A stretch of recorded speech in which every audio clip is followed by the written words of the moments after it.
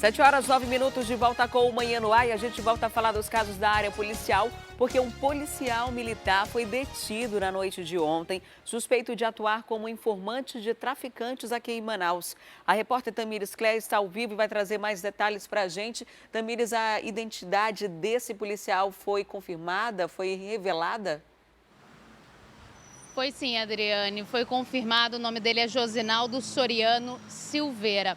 Ele participa ali da Brigada Montada, né? Aqueles policiais que a gente vê, às vezes, em alguns eventos, né? Quando eles estão nos cavalos, que é o regimento montado da Polícia Militar.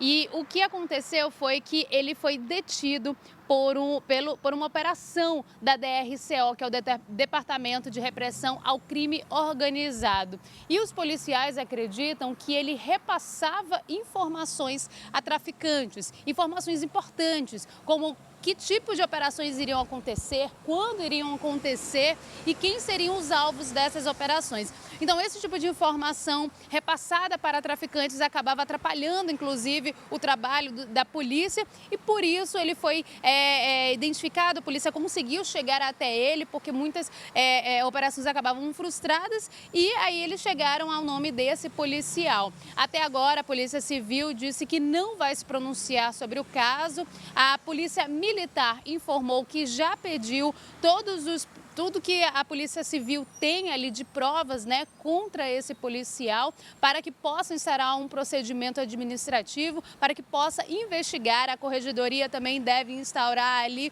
um procedimento de justificativa, né, algo para realmente ver o que aconteceu, apurar todos os fatos e entender realmente o que aconteceu, se esse policial militar realmente é o real envolvido, se ele realmente é quem repassava as informações, mas tudo isso ainda vai ser investigado. Essas são informações ainda preliminares, tudo ainda vai acontecer ao longo dos próximos dias, né? E a gente, claro, vai acompanhar toda essa situação e repassar para você, telespectador, né, Adriane? Com certeza, Tamires, muito obrigada pelas informações. Até já. E o ministro da Justiça, Sérgio Moro, esteve em Manaus ontem para o encontro com secretários de Justiça de todos os estados do país. Ele fez críticas ao sistema prisional do Amazonas. O ministro também foi questionado pelo vazamento de conversas que teve com o procurador da Operação Lava Jato, na época em que era juiz. A visita do ministro da Justiça foi agendada em março, antes mesmo das 55 mortes em presídios da capital no mês passado. O objetivo foi o Encontro Nacional de Secretários de Justiça estaduais. Na cerimônia de abertura, Moro afirmou que o Estado ainda não tem o controle total do sistema penitenciário. E uma das causas dessa relativa falta de controle é que eu não ponho... deixar claro, eu estou colocando responsabilidade no governo do Estado. O governo do Estado assumiu há pouco tempo, assim como o governo federal. É só uma constatação com o objetivo de melhorar a situação penitenciária do Estado. Mas um dos problemas que foram identificados, um número muito pequeno de agentes penitenciários no Estado do Amazonas. O secretário de Segurança Pública discordou da afirmação. E vai ser visto aqui, o que a equipe do ministro vai ver, que o Estado do Amazonas tem domínio sobre o sistema prisional. O sistema prisional não está convulsionado, o que foi um fato excepcional. Agora é bom que ele veja e vai tomar ciência da realidade. Isso aí vai proporcionar que ele possa avaliar melhor e mandar recursos para cá, para o Amazonas. Porque sem dinheiro não dá para se fazer nada, milagre não vale. Entre as medidas para garantir a segurança nas unidades prisionais, o ministro da Justiça sugeriu a realização de concursos públicos. Segundo o secretário de Administração Penitenciária, a recomendação ainda está em análise. Estamos discutindo a questão legal disso, né? Hoje o Estado ele se encontra com o limite prudencial já ultrapassado, então nós estamos vendo uma viabilidade através de uma possibilidade de acordo de um ataque com o Ministério Público e com o Tribunal de Contas do Estado. Nós dependeremos disso para dar um próximo passo. O governador do Amazonas pediu mais recursos federais e disse que o Estado precisa de medidas específicas, diferentes das de outras regiões do país. O compromisso do apoio do governo federal no sentido de construirmos uma força ou ajuda para garantir um patrulhamento na fronteira, entendendo que a gente ainda tem uma dificuldade muito grande dada a enormidade que é o Estado, e também pediu um compromisso de que todas as vezes que fossem aportados projetos para o Estado do Amazonas no sistema prisional, que fosse feito com a ajuda dos nossos técnicos, dos nossos especialistas, entendendo a dificuldade e entendendo também a regionalidade que é o Estado do Amazonas. Mas o ministro não respondeu apenas perguntas sobre o sistema penitenciário. Ele foi duramente questionado a respeito das conversas que teve nos últimos 2 anos com membros do Ministério Público no âmbito da Operação Lava Jato, na época em que ele era juiz. As conversas vazaram neste fim de semana em sites jornalísticos na internet. O Intercept Brasil publicou alguns trechos de mensagens trocadas pelos aplicativos WhatsApp e Telegram e levantou suspeitas sobre a imparcialidade de Sérgio Moro como magistrado. Segundo o site, o então juiz federal enviou em dezembro de 2015 ao chefe da Operação Lava Jato, Deltan Dallagnol, pistas para a investigação do caso do ex-presidente Lula. Moro encerra a mensagem sugerindo uma suposta testemunha para incriminar o petista. Aparentemente, a pessoa estaria disposta a prestar informação. Estou então repassando. A fonte é séria, escreveu ele. Neste outro trecho, ele discute o vazamento das conversas da então presidente Dilma Rousseff sobre a possível nomeação de Lula para a Casa Civil. Sérgio Moro divulgou as conversas sigilosas e, na época, chegou a alegar que havia sido um erro. Ele se desculpou publicamente. Já nas mensagens publicadas pelo site, Moro teria consultado o Ministério Público sobre a divulgação e recebeu uma resposta positiva, como uma espécie de estratégia. Alguns dias depois, disse que não estava arrependido do levantamento do sigilo, apesar da repercussão negativa. A reportagem sugere que Sérgio Moro conduziu algumas partes da investigação, inclusive cobrando mais agilidade da Operação Lava Jato. Entre as mensagens está a frase "não é muito tempo sem operação". A matéria diz ainda que o então juiz definiu novos métodos para inverter as fases da operação da Polícia Federal. Em Manaus, na primeira aparição pública, desde que as mensagens foram divulgadas, o ministro da Justiça preferiu desviar do assunto, mas disse que não viu problema no conteúdo das mensagens gravadas. Eu não vi nada demais ali nas mensagens, do que eu ali é uma invasão criminosa de celulares de procuradores, né? Para mim isso é um fato bastante grave, ter havido essa invasão e essa divulgação. E quanto ao conteúdo, no que diz respeito à minha pessoa, eu não vi nada demais. Ele também questionou a legalidade das mensagens obtidas. Basta ler o que se tem lá e verificar o fato grave é a invasão criminosa dos celulares dos procuradores. E ali está mesmo muito sensacionalismo em cima dessas supostas mensagens.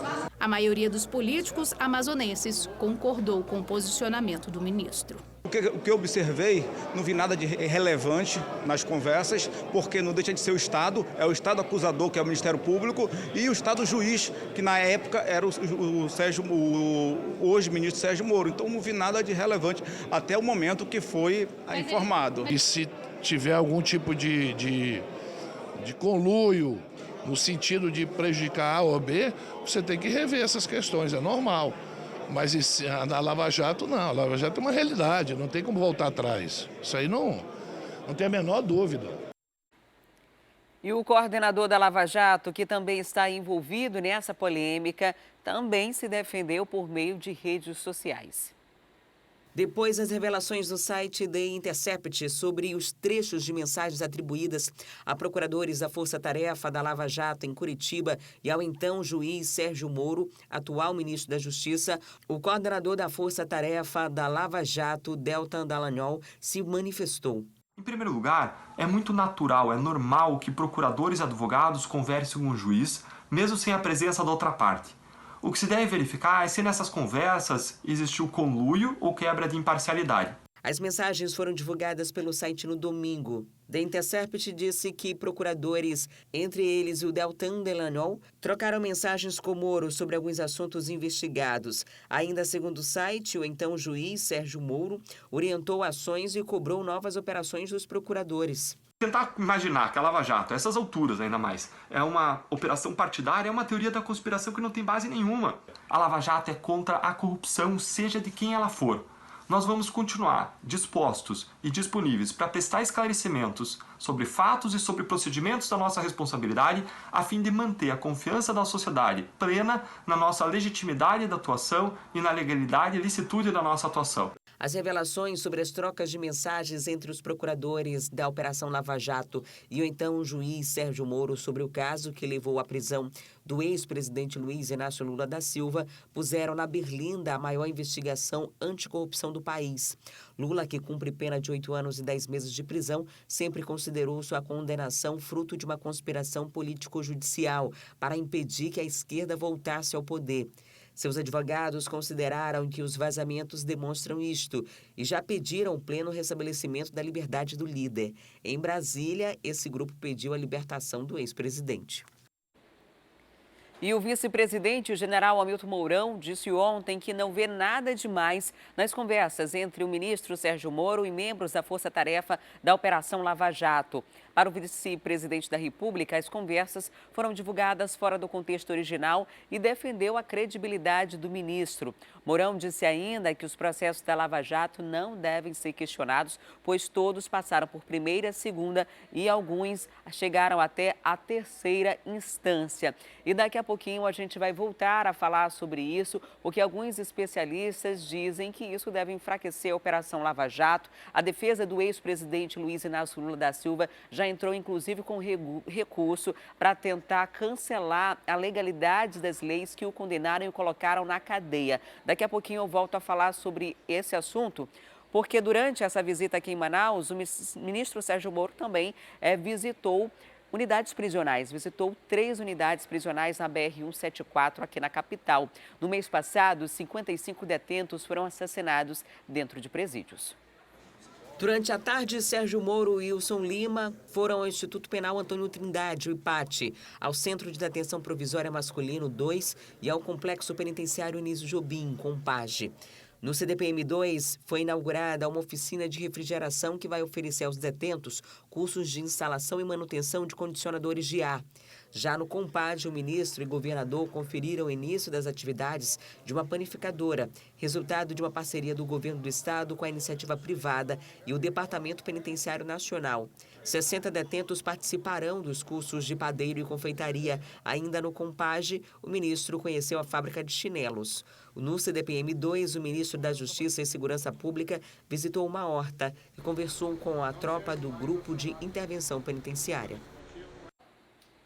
E agora chegou o momento do Direto da Redação. Vem comigo que a gente vai conversar com o jornalista Dante Graça, da Rede Caldeirado de Comunicação, sobre os destaques do jornal, portal A Crítica e, claro, sobre a visita do Sérgio Moro aqui no Amazonas. Ele veio para o Amazonas para visitar as unidades prisionais, para falar sobre a crise no sistema penitenciário, Dante, mas acabou que isso ficou totalmente em segundo plano depois do vazamento dessas informações. Muito bom dia para você. Bom dia, Adriane. Bom dia a todos que nos acompanham. De fato, como a gente conversou ontem, não tinha como fugir desse assunto. O ministro veio para cá, para Manaus, num momento de crise pessoal, de crise para ele como gestor, com seus atos enquanto magistrado sendo questionados e atos que levaram a cabo essa operação. Então, foi muito complicado para ele se mostrou muito incomodado, chegou a evitar a imprensa quando chegou, a imprensa toda esperando ele na porta do hotel, ele entrou por uma porta lateral. Depois ficou naquela de vai falar, não vai. Quando foi falar, foi muito questionado e não reagiu bem. Tentou questionar apenas a legalidade da maneira como o Intercept conseguiu as informações e não chegou a dar esclarecimentos a respeito do conteúdo das mensagens. Inclusive levantou antes, enquanto as perguntas estavam acontecendo ainda, sendo questionado, ele já abandonou a coletiva de imprensa. Sim, de fato, e isso teve uma repercussão nacional. Muitos políticos de nível nacional, o próprio Glenn Greenwald, jornalista do The Intercept, responsável pela captação do material e pela matéria, chegou a questionar isso nas redes sociais dele. Então ficou meio quem não deve não teme, Então quando a gente se posiciona de maneira firme a respeito de um assunto, acho que dá para sair melhor. Acho que o ministro não se comportou da melhor maneira. Ele chegou a falar que não veio ao Amazonas para falar disso. Eu acho que o ministro de Estado ele não vai a um lugar para falar só do que quer, Então ele é uma figura pública que deve sim ser questionado, é a função do jornalista questionar uma autoridade e acho que ele não reagiu bem, não.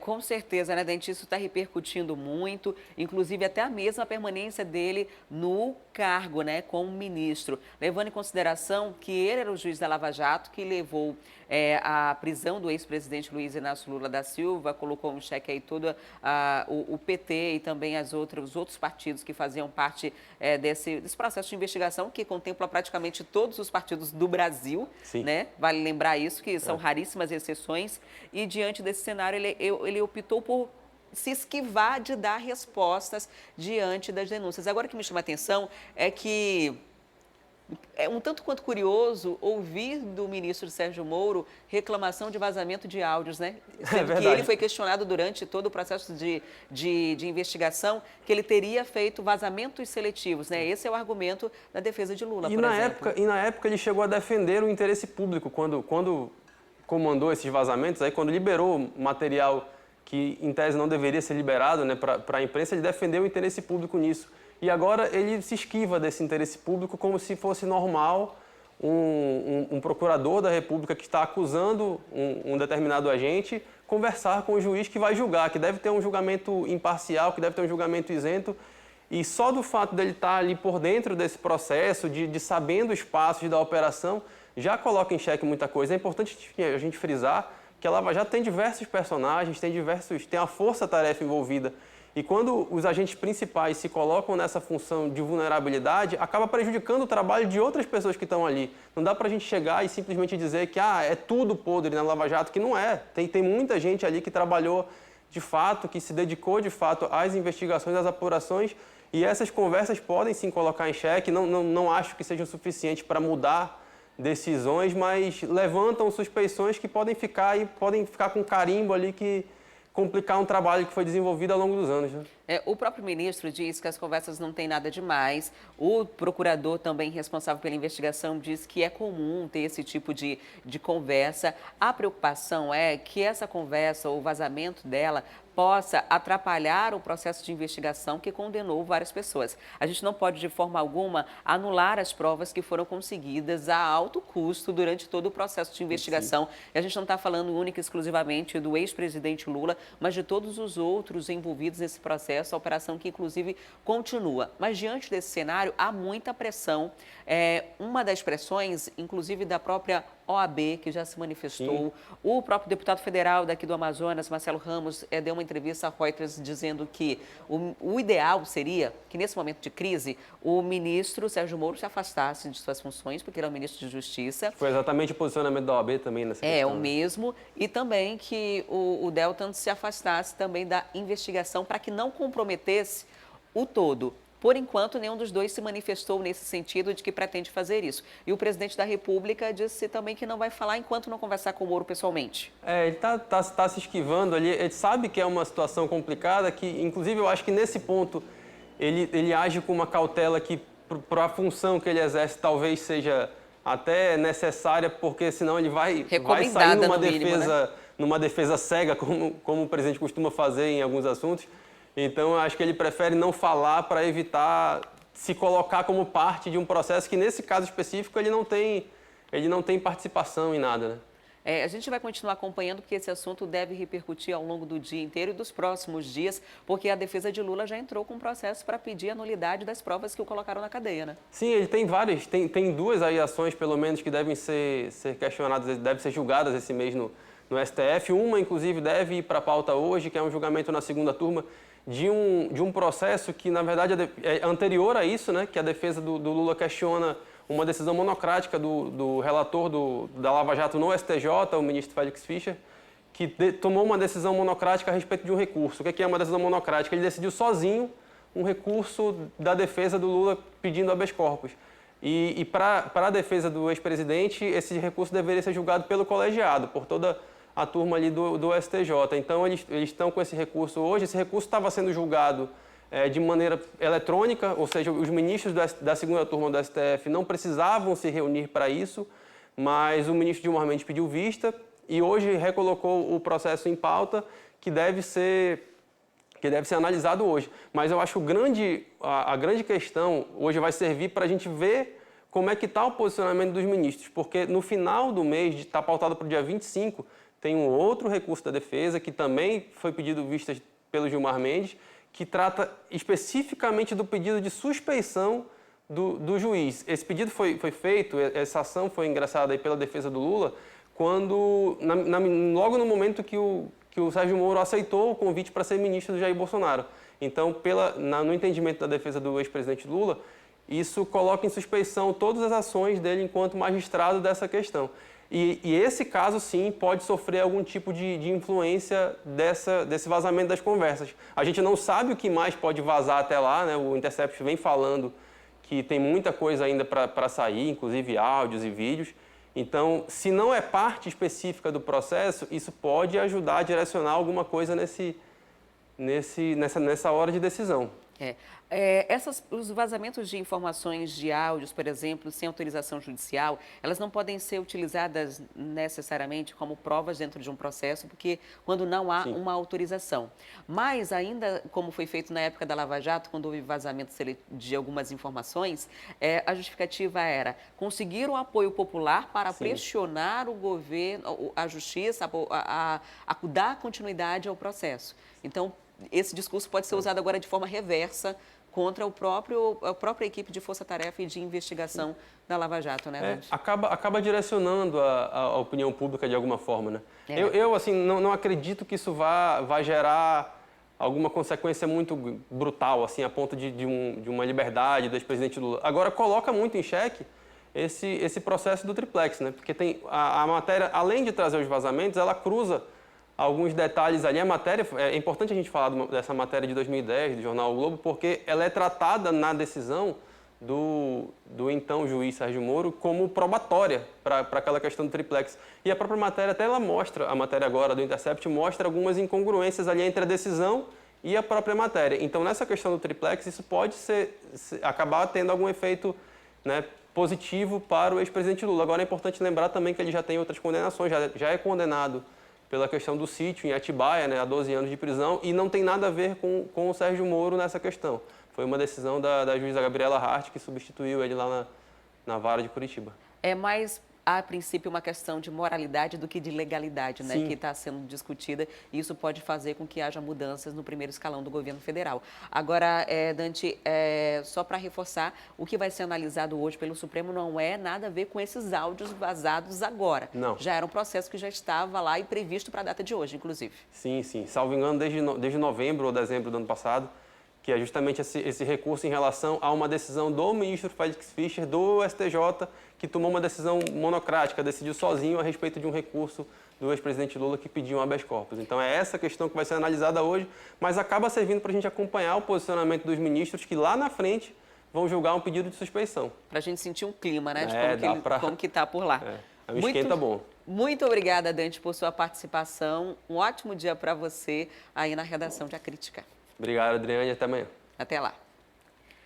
E por aqui a gente faz uma pausa para o intervalo e volta já já. A gente vai falar sobre o ProUni. As inscrições para o segundo semestre começam hoje. E ainda, a cheia muda a rotina dos moradores do interior do estado. É um instante só, eu volto já já.